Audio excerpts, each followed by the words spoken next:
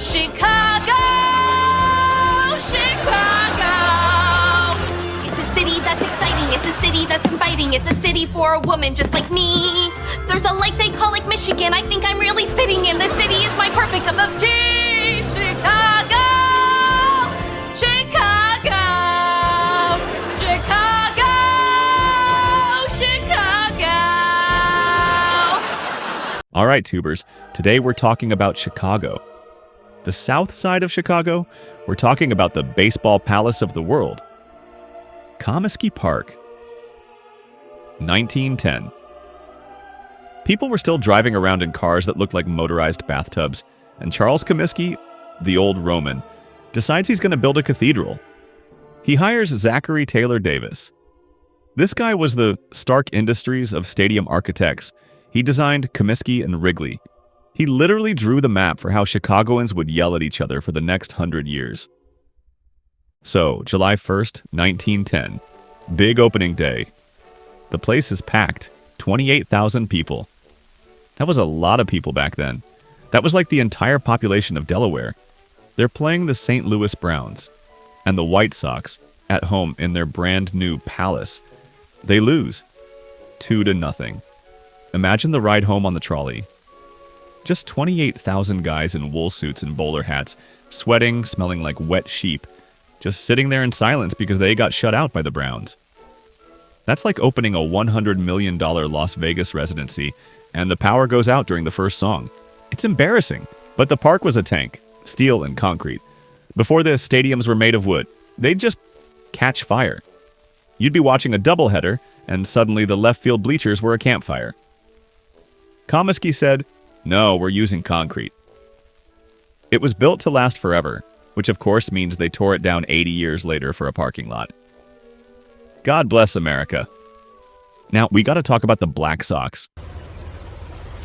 Wait a minute!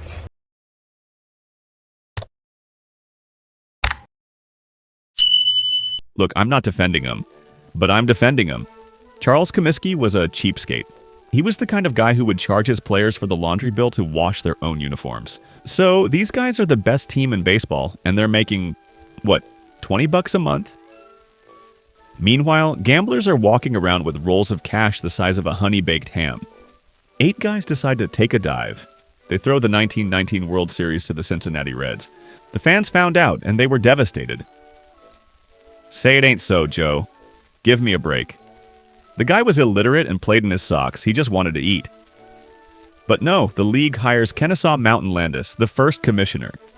He looked like a guy who would yell at you for walking on his lawn even if you were on the sidewalk.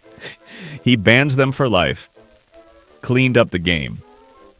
Sure, because we all know there's definitely no gambling in sports today, right? 1927 comes around. They decide 28,000 seats isn't enough. They enclose the whole thing. Now it's a bowl. 52,000 seats. It's huge. And then 1933 happens. The first All-Star game. Babe Ruth shows up. This guy was a freak of nature. He hit the first ever All-Star home run into the right field stands. This was a guy who didn't believe in cardio. His pregame stretch was unbuttoning his pants so he could fit more hot dogs in. If Babe Ruth played today, he'd be canceled in 15 minutes for something he said to a mascot. But back then, he was a god. He loved Comiskey. Everybody did. Even the Cubs. In 1918, the Cubs played their World Series games at Comiskey because it held more people than their own park. Imagine that. That's like the Red Sox having to play a home game at Yankee Stadium because they need the space. The fans would literally light themselves on fire. Then you get the 60s and 70s. Bill Veeck, my favorite kind of lunatic. He put the exploding scoreboard in.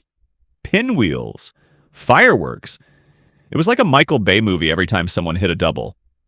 And then, 1979, Disco Demolition Night. This is my favorite moment in human history. They told everyone to bring a disco record to blow up. And wouldn't you know it? 50,000 people who hate disco and love cheap beer showed up. They blew up the records, and then the fans just took over.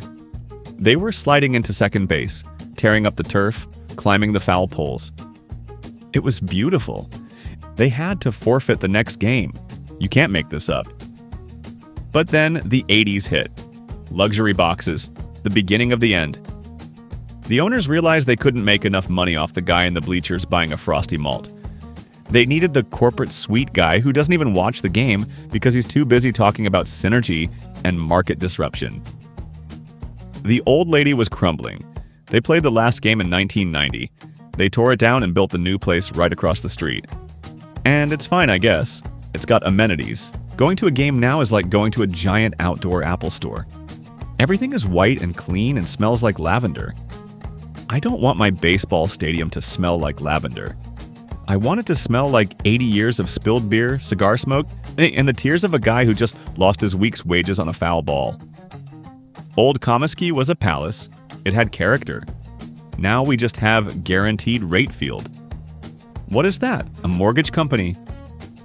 Welcome to the stadium where we check your credit score before we give you a hot dog. All right, that's the story of Comiskey Park.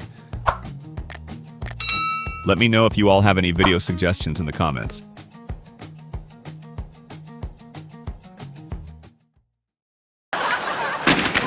Take that, Chicago! You're no match for a woman like me. From now on, I'm calling this city Chicago!